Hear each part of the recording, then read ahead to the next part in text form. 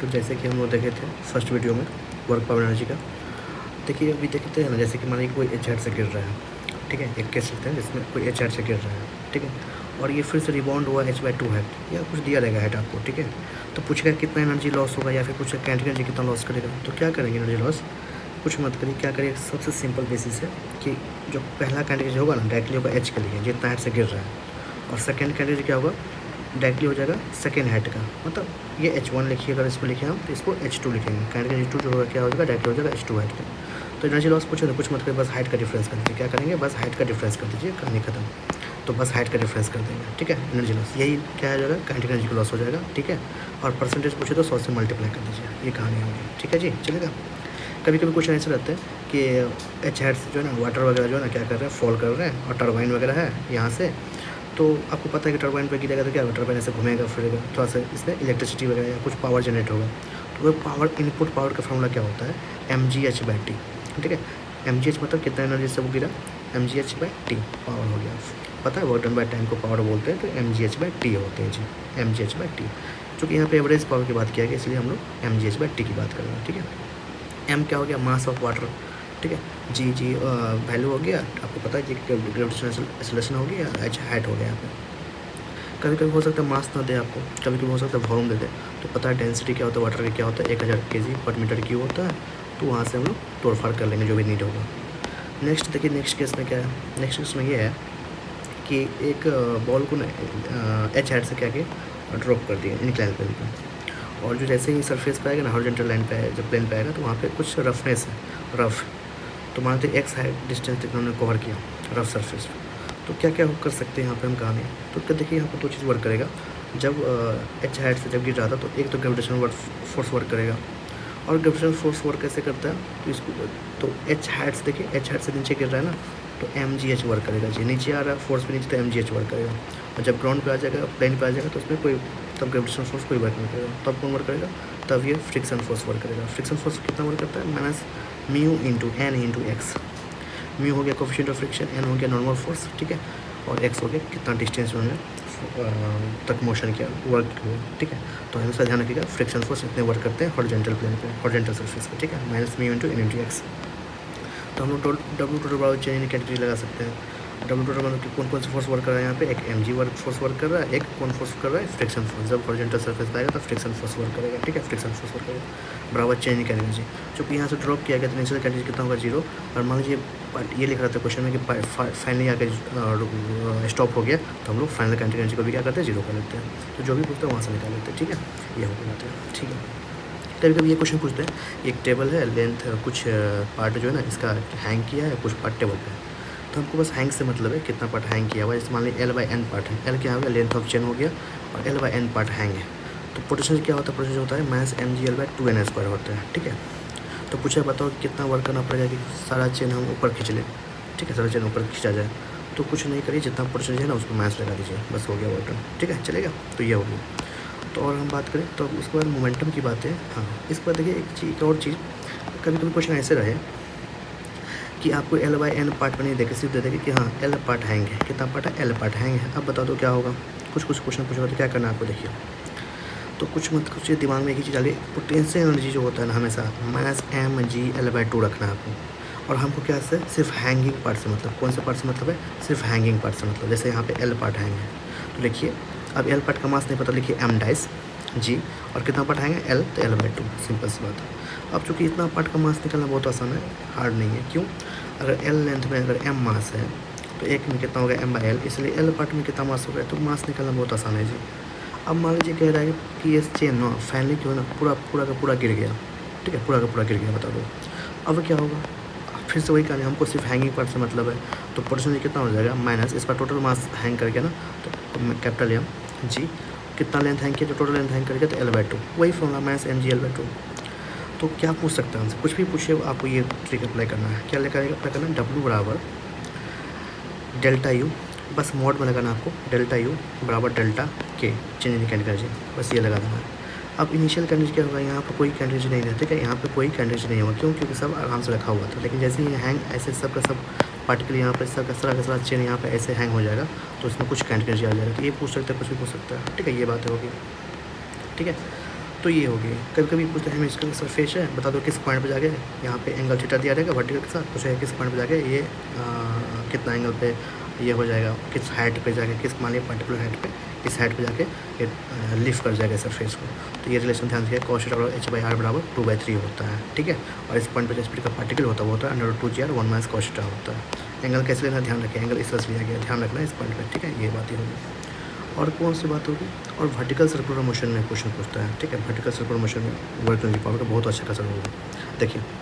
एक तो ध्यान रखिए कि भाई वर्टिकल सर्कुलर मोशन कंप्लीट करके सबसे मिनिमम स्पीड जो लोवेस्ट पॉइंट पर होता है कितना होता है, √5gl होता है। एल क्या हो गया, एल को रेडियस भी बोल सकते हैं, एल मतलब वो धागा का लेंथ हो गया, जिसको आप लोग रेडियस भी बोल सकते हैं, ठीक है।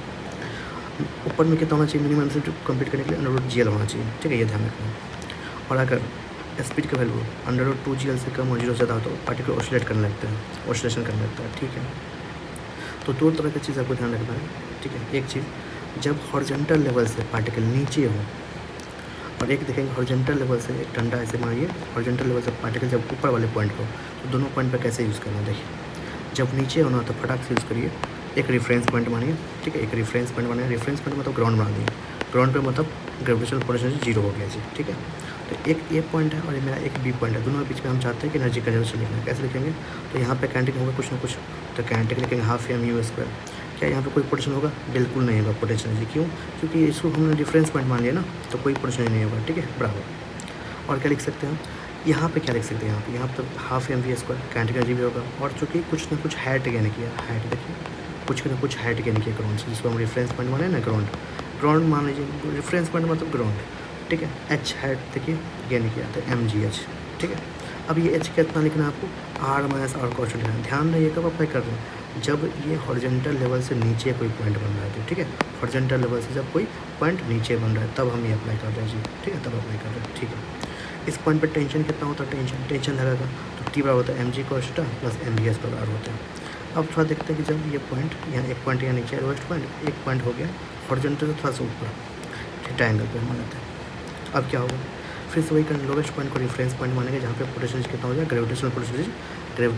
पोटेंशियल एनर्जी की वैल्यू 0 होगा, ठीक है। अब देखिए ये पॉइंट कितना हो गया, कुछ h हाइट दिख रहा है हमको, h हाइट गेन किया हुआ। तो अब यहाँ पे कितना कौन सा एनर्जी होगा, सिर्फ काइनेटिक, तो ½ m/v², यहाँ पे कौन एनर्जी होगा, ½ m/v² प्लस कितना हाइट गेन किया जी h, तो mgh। अब ये h कितना होता है ध्यान रखना, h होता है ये r + r sin थीटा, ठीक है, r + r sin थीटा। दो केस की बात चल रहा है, पहला केस में हम लोग क्या देखे थे, जब हॉरिजॉन्टल लाइन से नीचे कोई पॉइंट बन रहा हो और यहाँ पे कोई ऊपर पॉइंट बन रहा हो, ठीक है, ये ध्यान रखना। इस पॉइंट में टेंशन कितना होता है, टेंशन होता है mvs/r - mg sin थीटा होता है जी,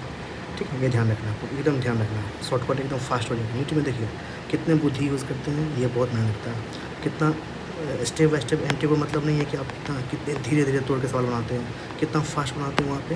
उतना ज़्यादा टाइम मिलेगा, उतना ज़्यादा बायो क्वेश्चन सॉल्व कर सकते हैं, केमिस्ट्री क्वेश्चन स्कोरिंग कर सकते हैं, ठीक है। एक चीज़ देखिए क्या लिखा हुआ है, जिस ऑब्जेक्ट पे वर्क हो रहा हो ना उसका डिस्प्लेसमेंट होना बहुत जरूरी है, ये बहुत अच्छा लाइन लिखा हुआ है। देखिए जिस ऑब्जेक्ट पे, मान लीजिए हम इस ऑब्जेक्ट पे फोर्स लगा रहे हैं, ठीक है, अब इस पर चाहते हैं कि हम इसका वर्क हो, अब ये पार्टिकल अगर मूव ही नहीं करेगा, डिस्प्लेसमेंट ही नहीं होगा, तो क्या इसका कोई वर्क होगा क्या, नहीं, उस केस में उसका कोई वर्क डन नहीं होगा, ठीक है। तो ये चीज़ ध्यान रखना है आपको। मान लीजिए कि ऐसा भी हो सकता है कि ऐसा सोच लीजिए, अब बोलिए कि भैया यहाँ क्यों नहीं बताया, ठीक है, यहाँ पे बता दो कि यहाँ पे क्या क्या हो सकता है, टेंशन वगैरह की कहानी क्या हो सकता है, यहाँ पे क्या हो सकता है टेंशन, यहाँ पे क्या हो सकता है टेंशन। देखिए यहाँ पे जब धागा रहेगा ना मिनिमम पॉइंट पे तो बहुत आसान है, क्या हो सकता है, जब भी पार्टिकल मोशन करता है ना, मोशन मान लीजिए इसको वर्टिकल सर्कुलर मोशन करता है तो एक हमेशा बाहर की तरफ फोर्स लगता है, उस पॉइंट पर हमेशा एक बाहर की तरफ फोर्स लगता है, कौन सा, mv² या फिर जिसको बोलते हैं m⍵², तो ये ध्यान रखिएगा। अब इस पॉइंट पर हम काम कर रहे हैं तो एक तो mg लगेगा जी, यहाँ पर mg फिक्स है और धागा टेंशन, तो देख लीजिए टेंशन बराबर कितना हो जाएगा, ऊपर का फोर्स बराबर नीचे फोर्स mg + mv², इसको ए पॉइंट बनाते हैं। अगर मान लीजिए इस पॉइंट पे काम करना होता तो क्या करते, तो बहुत आसान है, क्या दिक्कत है, टेंशन क्यों लेना है। देखिए अगर इस पॉइंट पे हमको काम करना था धागा सा, मान लीजिए एल लेंथ है, तो इस पर फिर से वही कहानी, बाहर की तरफ कौन सा फोर्स mv² बाहर की तरफ, नीचे कौन लगेगा, mg लगेगा जी, mg लगेगा जी, ठीक है, और टेंशन अंदर की तरफ लगेगा। अब सोचिए बैलेंस करिए, टेंशन बराबर mv², क्या mg इस बार कोई कंट्रीब्यूशन किया है, नहीं, mg इस बार इसमें कोई इक्वेशन नहीं आएगा, ठीक है। अब थोड़ा सा ऊपर वाले पॉइंट पे देखिए, ऊपर वाला पॉइंट पे क्या हो जाएगा, हाईएस्ट पॉइंट पे, ठीक है, हाईएस्ट पॉइंट देख लेते हैं। अगर हाईएस्ट पॉइंट की बात करें तो क्या हो जाएगा, बहुत आसान है, देखिए टेंशन लगेगा धागा के नीचे की तरफ, इस बार पार्टिकल का mg भी कितना लगेगा, mg भी नीचे लग रहा है, mg भी नीचे लग रहा है, और बाहर की तरफ कौन सा फोर्स खिंचाएगा, बाहर की तरफ हमेशा बोले ना जब भी कोई सर्कुलर मोशन में हो तो हमेशा पार्टिकल के बाहर तरफ कौन फोर्स लगता है, एम वी स्क्वायर बाहर लगता है। अब इक्वेशन बैलेंस कर दीजिए, टी प्लस एम जी बराबर कितना हो जाएगा, M V square by R, ठीक है, M V square by R हो जाएगा। अब बताइए टेंशन कितना हो जाएगा, M V square R minus M G हो जाएगा। तो कभी कभी पूछ सकता है कि बता दो कि भाई इस पे टेंशन हाईएस्ट लग रहा है, इस पे टेंशन कितना लगेगा, इस पे टेंशन मिनिमम कहाँ होगा। तो ऑर्डर ध्यान रख सकते हैं, सबसे हाईएस्ट लगता है कहाँ पे, ए पे, लोएस्ट पॉइंट पे टेंशन सबसे मैक्सिमम होता है लोएस्ट पॉइंट पे। उसके बाद देखिए इस पॉइंट पे होता है टी बी पॉइंट पे, और सबसे कम होता है अगर सी मान लें इसको सी, तो सबसे कम होता है सी पॉइंट पे, ठीक है। तो कभी कभी ऐसे भी क्वेश्चन पूछ सकता है आपसे, तो कोई टरने वाली बात नहीं है, कुछ भी टरने वाली बात नहीं है। अगर मान लीजिए क्वेश्चन अगर हमको सोचिए कि अगर हमको क्वेश्चन इस पॉइंट और इस पॉइंट के, इस ए पॉइंट और बी पॉइंट के हमको एनर्जी कन्वर्शन लगाना हो, तो हल हुआ क्वेश्चन। फिर से तो ए और बी के पॉइंट में कितना हाइट गेन कर रहा है, देखिए कितना, जितना रेडियस होगा, जितना रेडियस होगा उतना ही हाइट गेन करेगा ना। सोचिए ना, ए और बी के पॉइंट में कितना हाइट गेन कर रहेगा। अगर मान लीजिए ये पॉइंट मेरा ए है और ये पॉइंट मेरा बी है, तो इसके बीच में कितना हाइट गेन कर रहा है, जितना रेडियस होगा, देखिए जितना रेडियस होगा उतना ही ना। लगा दीजिए, यहाँ पे कौन एनर्जी हो सकता है, फिर से रेफरेंस पॉइंट मानेंगे, कौन सा एनर्जी हो सकता है यहाँ पे, सिर्फ काइनेटिक होता है हाफ एम यू स्क्वायर बराबर। यहाँ पे कौन एनर्जी होगा, एक तो काइनेटिक होगा half M square plus R height gain कर रहा है तो एम जी आर, देख रहे हैं, कुछ भी लगा सकते कहीं भी। कभी कभी हो सकता है बता दो कि ये लोवेस्ट पॉइंट और हाईएस्ट पॉइंट पर पूछते हो, तो कोई दिक्कत नहीं है, बस हाइट देखना है, फिर से यही कहा, ठीक है।